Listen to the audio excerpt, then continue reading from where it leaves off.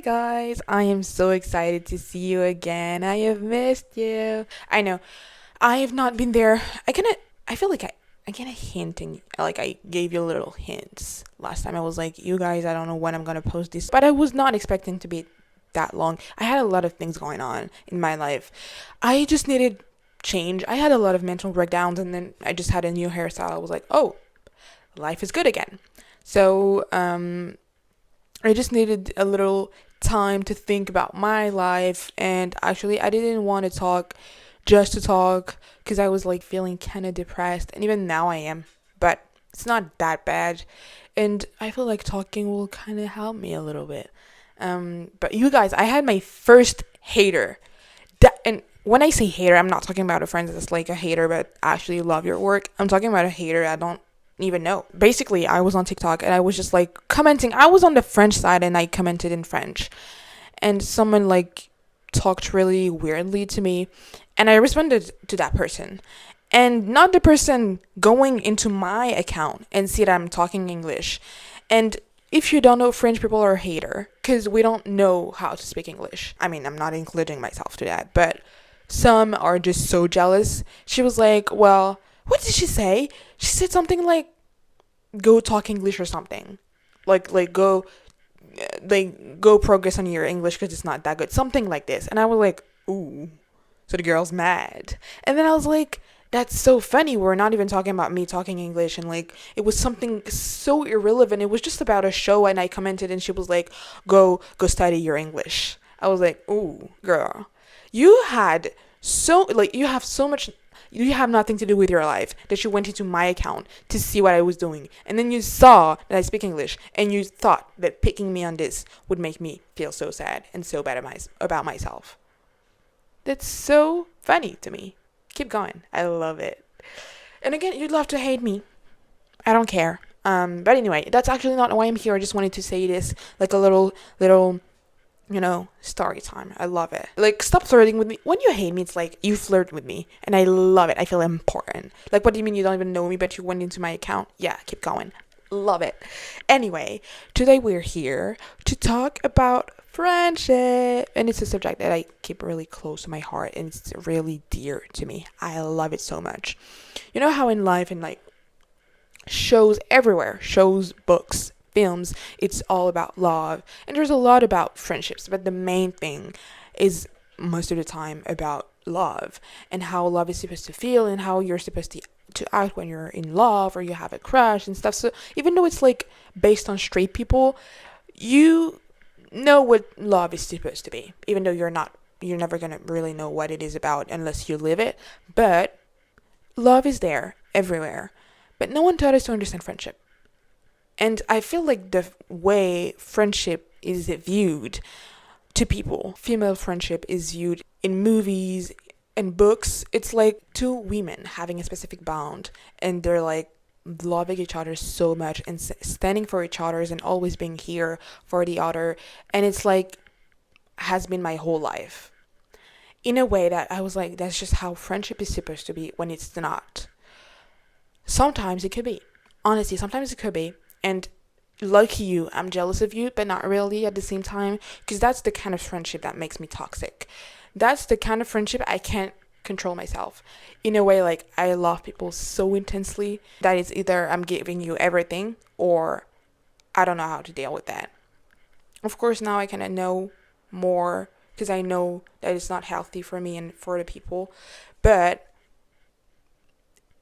before that, I just thought it's how you're supposed to be. So when people are like not in a way so intense about friendships and their relationships, it's like you're giving so much of yourself, you're giving so much love, but some people don't know how to give it back, and it's not their fault.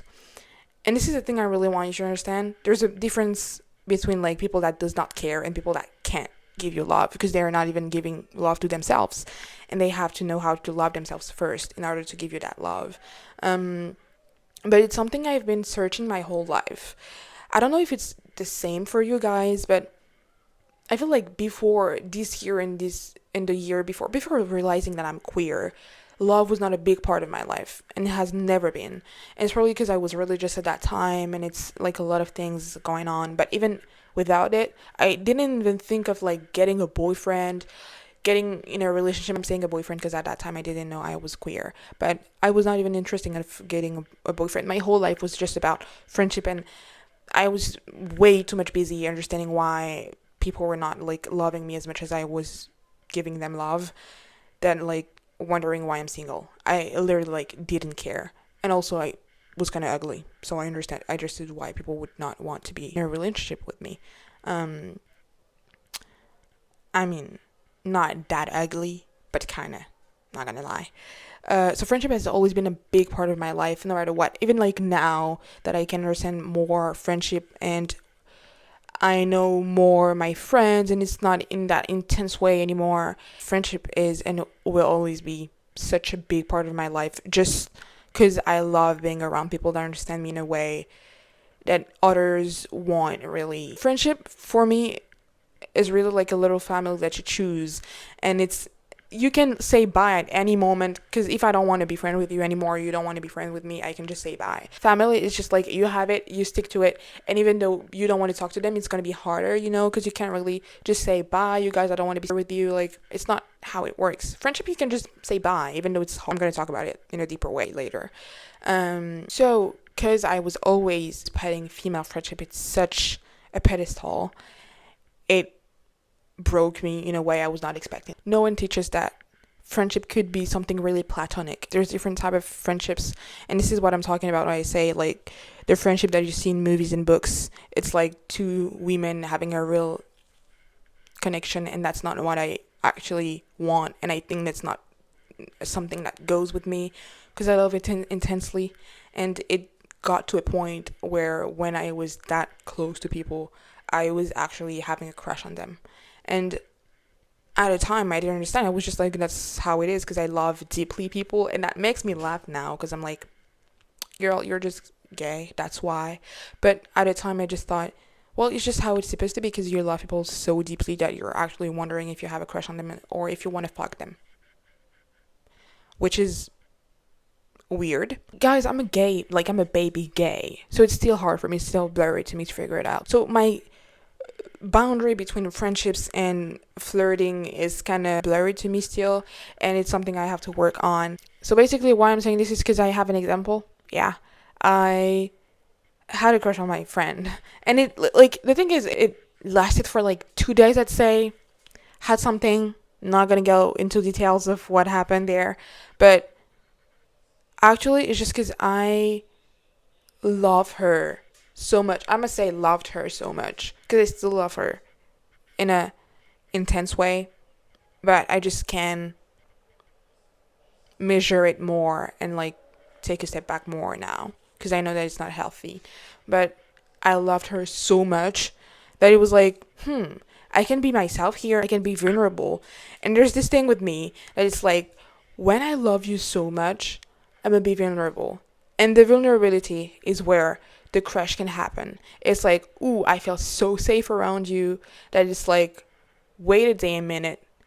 I can fall for you at any given moment if you open the fucking door. Do it. I'm gonna slam the door, I'm gonna take it off, and it's just gonna be me completely insane about you. And then I realize it's not even a crush, it's just that I have a bad relationship with vulnerability that I have to work on. So it's not even a crush, and it's all those things that makes me feel like intense friendship, flirting, and relationships are like really blurry to me. Deep thing that I have to work on. I can give you that. So basically, in those kind of friendships, when I give so much of myself, I tend to be possessive. And don't get me wrong, people can be possessive and jealous, and it's totally valid, and I totally get it.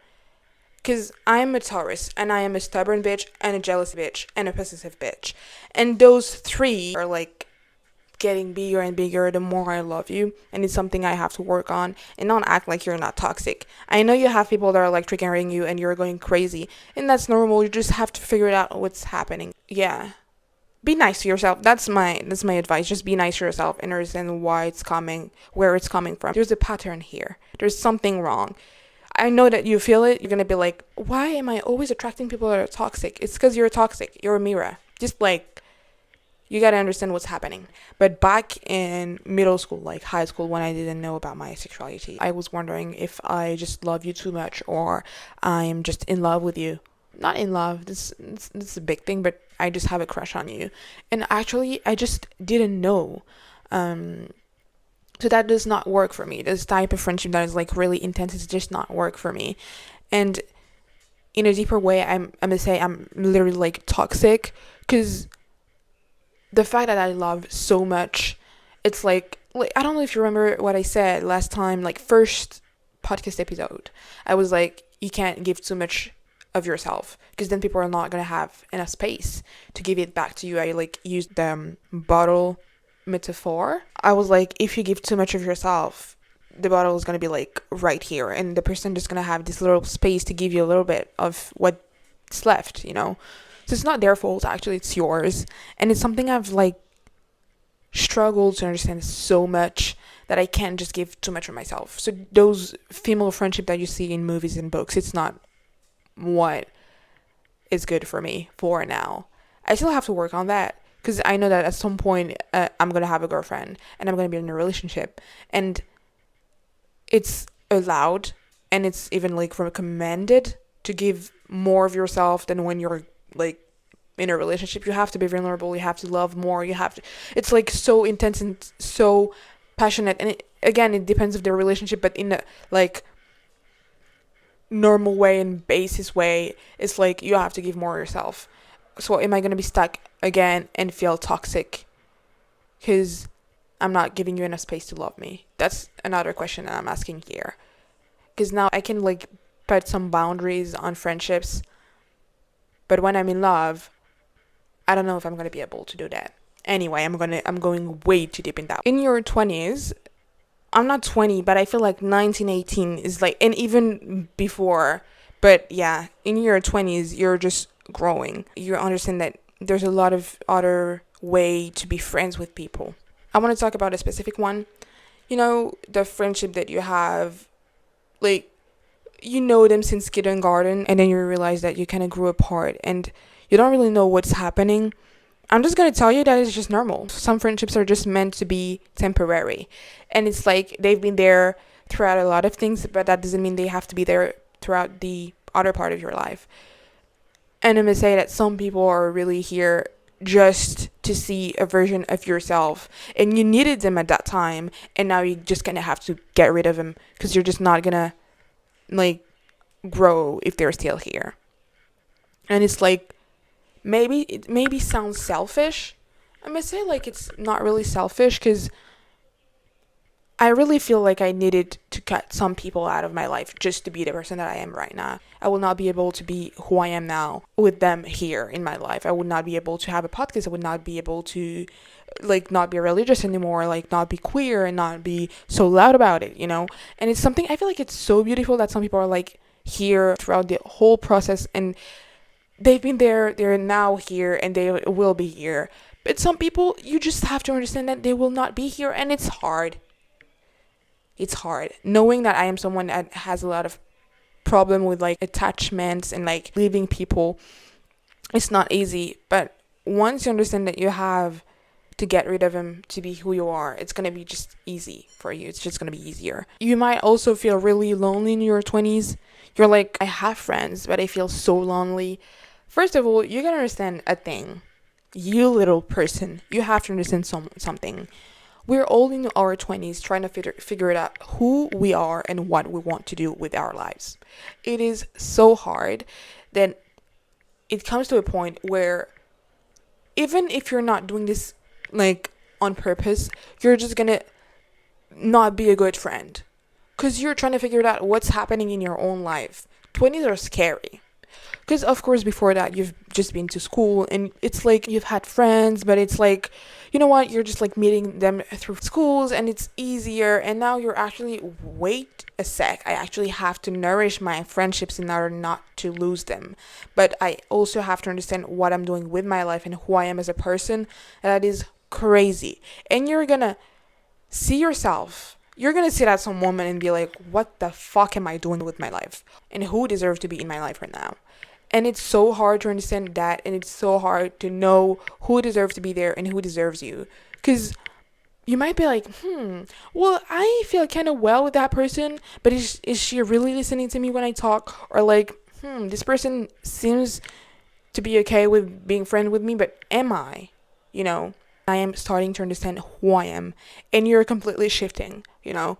And some friends of you are going to be like, well, I still want to be friend with you, even though it's not really what I think. Sometimes it's okay, sometimes it's not.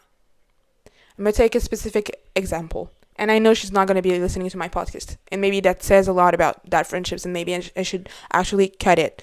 But when I came out as queer, she had one of the worst reactions ever. And then she said, like, she told me a speech. I actually think she manipulated me. I don't know what happened for me to be like, oh, okay, it's actually fine. But at some point, she had such a weird reaction and such a bad reaction that I was like, I don't want to be friends with you. Because it's like, you see me completely changing. You're okay with being my friends, but you don't think that being queer is normal. What am I supposed to do with that? Are you accepting me? Or you're just okay with that because I was friend with you before? That's a big thing. At some point, you're going to have to sit here and be like, I don't want to be the pass for you just because I am your friends first and then I'm queer. The two are coming together. I am queer and your friends. You have to accept both. That means you're not fully accepting me. And that says a lot about that friendship. And I know I have to cut it. Give me some time. Which leads to friendship breakups. And honestly, I am so glad for TikTok and like the growth of Gen Z, because we're talking about everything, and we've been talking about friendship and friendship breakups, especially because people are understanding that friendship breakups are actually more painful than relationship breakup. And it's something I really have to figure out how to get people without feeling like my heart is being ripped out of my chest. It depends of the friendship, and I've been talking to people that are like, well, I can love you so deeply and just like forget about you in one day. I'm like, whoa, how? Give me the hint. It depends. For me, it's like coming really like progressively. It's like, if I don't care about you, I'm gonna be like not talking to you for a moment and like actually take a step back. And then when I'm gonna be like maybe 2 months, a month after I understood that I am not really into this friendship, I will be able to get you off and not think about you ever again. But if it's me still being attached to you and I have to stop being friends with you, it's gonna be hard. And like I said earlier, I have a problem with detachment and leaving people. I feel like it's easier for me if someone's just like, I don't want to talk to you. Of course, maybe I'm going to overthink, like, what did I do? But it's going to be easy for me to not really think, or maybe to think less of the situation than, like, if it's me that is saying, like, goodbye. I would be so devastated that I have to cut the friendship because I feel like I'm leaving you behind. Like, I'm such a bad friend. Maybe you need me. And I'm saying bye because I'm thinking about my mental health. What's happening? I'm leaving you. When it's just normal, it's just the way things goes, you know. But it's easier for me if someone's just like, I don't want to talk to you ever again, than me being, I don't want to talk to you ever again. It's just how it is. It's a subject I wanted to talk a lot because I remember being in high school and like loving intensely so much, like so many people. And I heard one of my ex friends saying, well, we're just friends. She was not talking about me, but she was like, we're just friends. We're not in a relationship. I actually don't care if we're not friends anymore. And I was like, that's kind of weird to say that. Now I understand more, but it's still not something I could say. Friends is my favorite show. Why? Because it's just like what I want my life to look like in a couple of years. A real group of friends that loves each other so much. They're standing for each other's, and they actually can say when something's wrong with them, and they can count on them no matter what. And at the same time, it's really chill. They're 25. The show ended when they were 30, it just like shows you how life can be so hard, but if you have a great entourage, it's just gonna feel so much better and so much lighter. Um, I love that show so much, and I feel like Friends is more something that I want than this stereotypical female friendship that we all see and how we're supposed to be in love with our best friends. I think Friends is more what I want, and actually, I'm gonna get there at some point. I'm being patient with myself. I must say, like, patience is the key for friendships when you're in your 20s. Don't rush into friendships just not to feel bad and not to feel lonely. Of course, you're gonna like open yourself and go see the world and stuff, which is hard for someone that has anxiety. But you're gonna get there. Just be patient with yourself. Be gentle with yourself. See you next time. I have no idea when I'm gonna post this podcast episode. I just wanted to talk to you, and it's maybe really all mixed up, and you're not gonna understand what I'm saying, even though I feel like it was kind of clear, and the editoring process is gonna be, it's gonna make it easier for you. But yeah, see you next time. I hope you enjoyed today's episode, and love you.